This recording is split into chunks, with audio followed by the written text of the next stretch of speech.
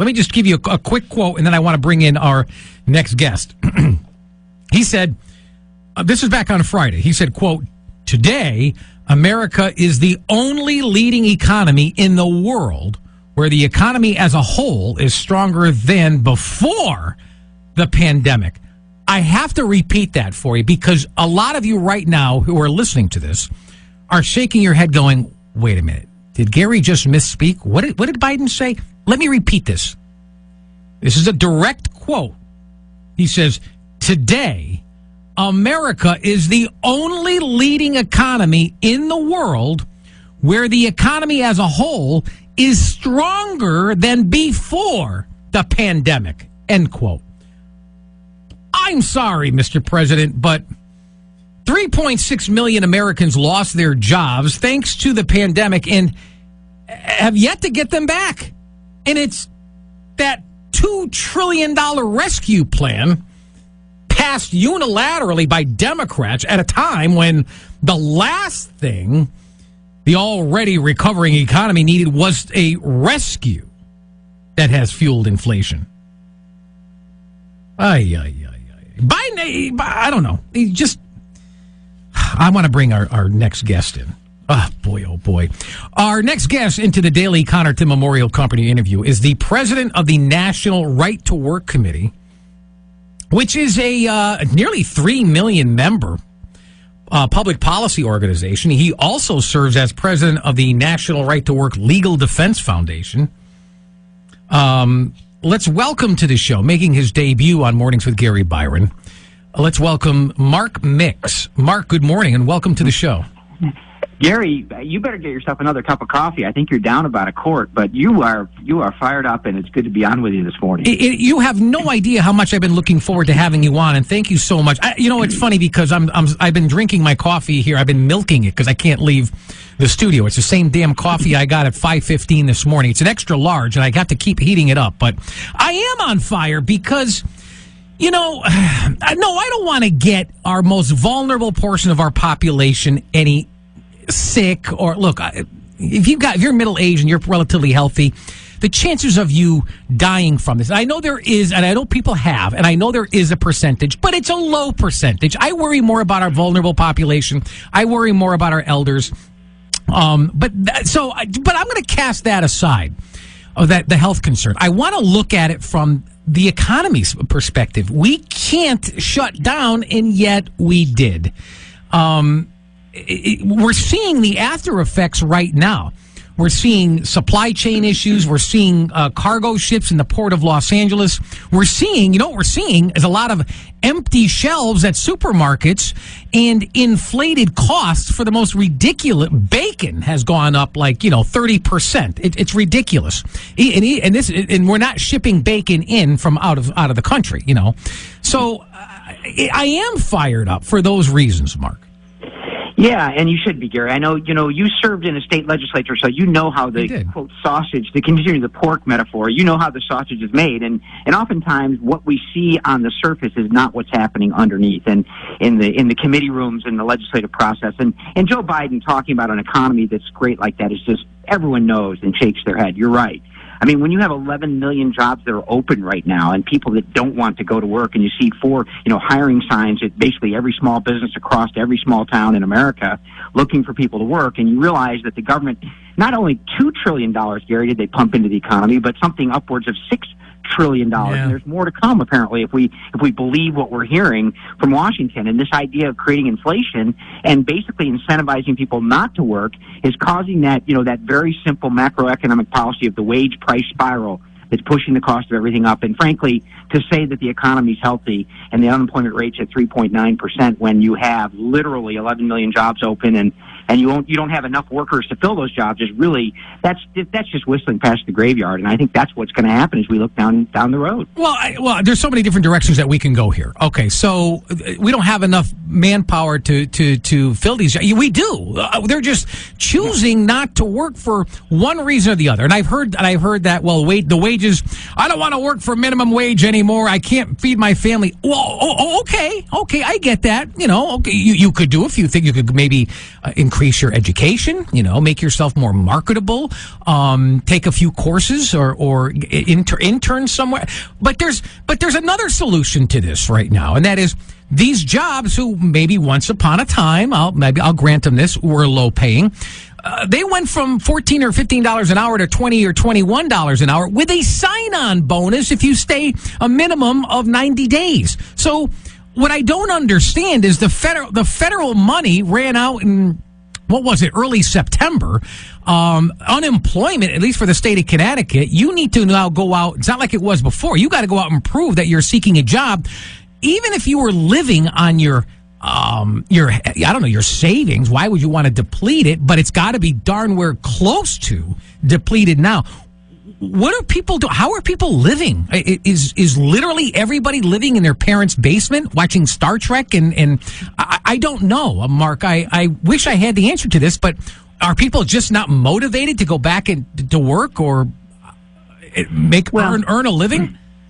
Yeah, well, Gary, I guess there's probably 100 answers possible to that. I know your listeners will probably call in afterwards and give you at least 50 more, but the bottom line is this. I think, the workplace, our ideas about the workplace are changing. The industrial kind of jobs, manufacturing jobs that Connecticut was known for in the 1950s and 60s, literally leading the nation in manufacturing of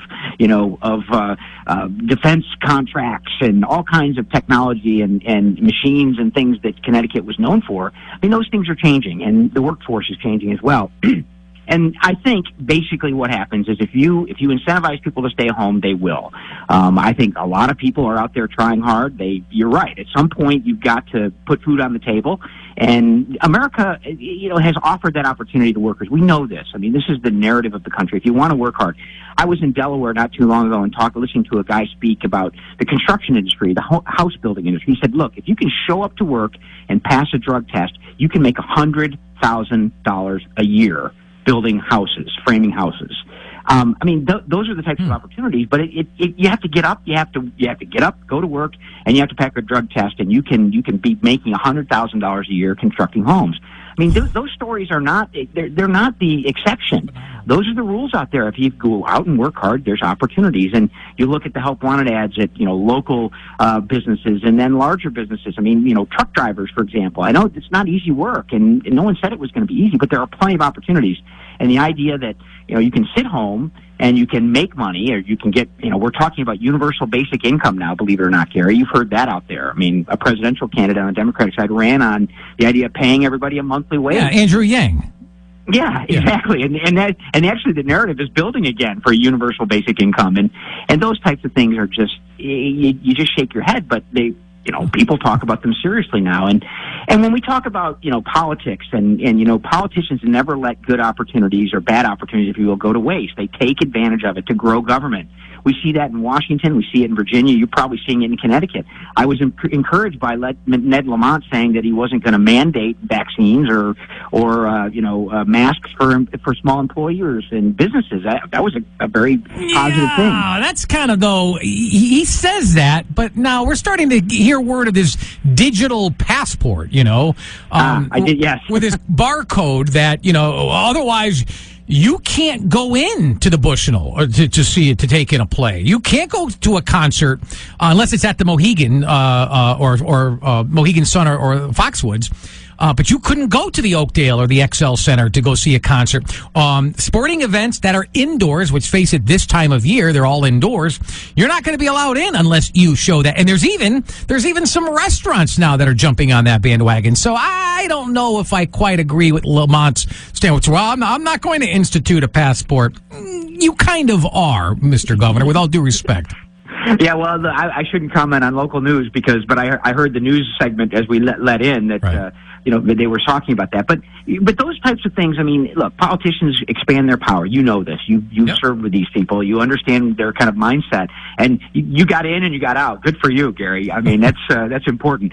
But, look, they're taking advantage of an opportunity to basically grow government and government control over our lives. And that's what's happening. And their constituents do, too. Labor union officials across the country are using it as an opportunity to negotiate over whether or not they're going to have their rank and file workers mandate, vaccines and that kind of thing. It's, we looked at Chicago and the teachers union basically holding the educational product hostage out there. And actually, it's kind of interesting to watch Lori Lightfoot, the mayor of Chicago, fight with the teachers union and say the things she did. I found that real fascinating. The other avenue I wanted to go down was this, the 3.1 million people, or was that the number 3.9, I'm sorry, how unemployment fell to 3.9, down from 4.2.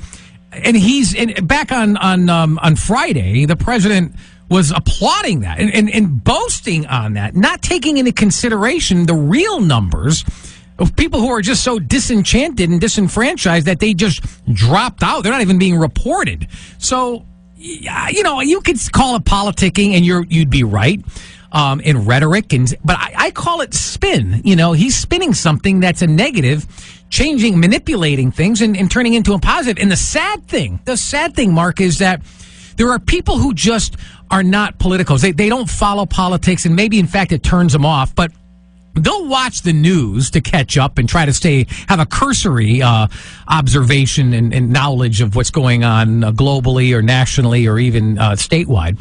So they'll believe. There are people that believe what's printed in some of the newspapers or what's broadcast on, whether it's your local news or your national news. They believe that, and they follow it. They believe every word that they say. They don't understand that it's bought and paid for by conglomerates that bought up a lot of these media outlets and have their own narrative that they want to push based on their own agenda. A lot of the days are gone of the independent, news providers, whether it's print or broadcast. And it's sad because you try to have a conversation, like an intellectual conversation with some of these individuals. And by the way, I can agree to disagree. I can disagree and I'll debate somebody. And sometimes I'll admit there's some issues I can be swayed on. You put up a good enough argument. Maybe this comes from my background of being in the legislature. I'll listen to a debate. I'll listen to your side and your argument, just like you should listen to mine. I've changed people's minds on things. Some people have changed my minds on things. But for the most part, I like to have that kind of conversation with a person who's at least educated themselves with facts, not fiction, not rhetoric. And sadly, Mark, that's all we're getting. And case in point, when you've got the president himself, our commander-in-chief, spinning something that's just so asinine, you would think his advisor, well, it probably came from his advisors. I don't know. Yeah, well, there is a lot of spin. There's no question about that. But, this experiment in individual government and individual responsibility and individual rights is predicated on the notion that we understand what is happening, that we are educated about what's happening. And to your point, Gary, that is one of the main drivers of where we are in the division, I think, in our country that seems to be growing. And, I think it's a little bit of hubris to think that this time is different. I mean, America's gone through lots of labor pains, if you will, to use probably an inappropriate metaphor for me to use, but I'll be careful there.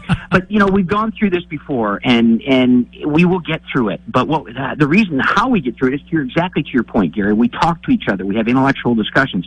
It almost seems like that's impossible these days as, the fire and the temperature goes up on both sides, and you have this kind of spin factory that basically says, look, I cannot believe what you're saying, even though you're saying it. And that comes from Washington. It comes from, your state capital. It comes from state capitals all across the country. The bottom line is the reality. I mean, if you drive down Main Street in small towns, you see looking for workers, hired, signing bonuses, to your point. I mean, all that stuff's out there. And so when you go back at home and you hear a president say, yeah, the economy's great, we're the leading economy in the world, and unemployment's at 3.9%, you wonder what's the disconnect between these two things? And the disconnect is reality. And that reality is playing itself out here in America right now as we recover from a very dramatic economic setback for the country. And to say that we're anywhere near where we were when we came into this thing back in the end of 2019 is just not true. And people should understand that. But we have short memories, to your point, Gary. Short memories, but feeble-mindedness. It's not even some of it is short memories. I talk about that a lot too, because especially when it comes to election time, people can bitch and moan right now about how bad things are, and this and that and that and this, and they'll call into the show and something. And then when we get close to election day, they end up voting for the person again. Well, because they knew how to turn it on. It's kind of like an athlete when contract time is up. You know, you're just coming off of a 3 or 4 year contract, and guess what? Your out year is your best year, and then you sign a 5-year contract with the team.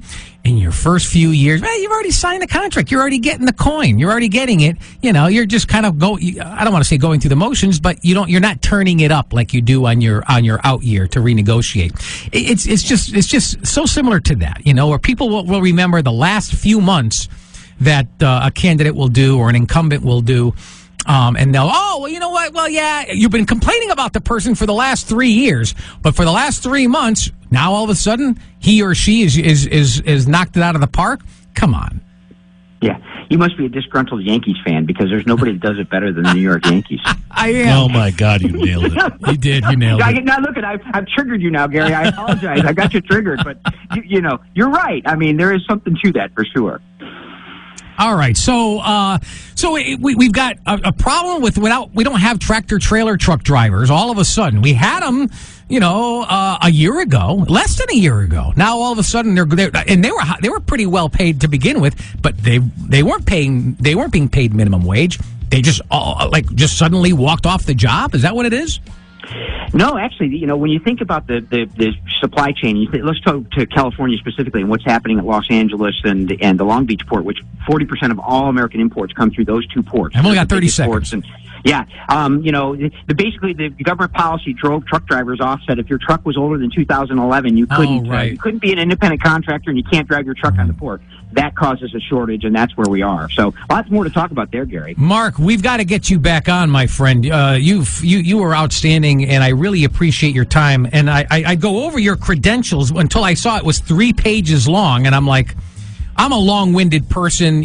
I'd rather go right into the meat and potatoes of our conversation, but all the more reason to get you back on. Mark Mix, president of the National Right to Work Committee. Thanks for being with us this morning, and I look forward to our next chat. Thanks, Rocco. Look forward to it. It's a pleasure. You have a great day.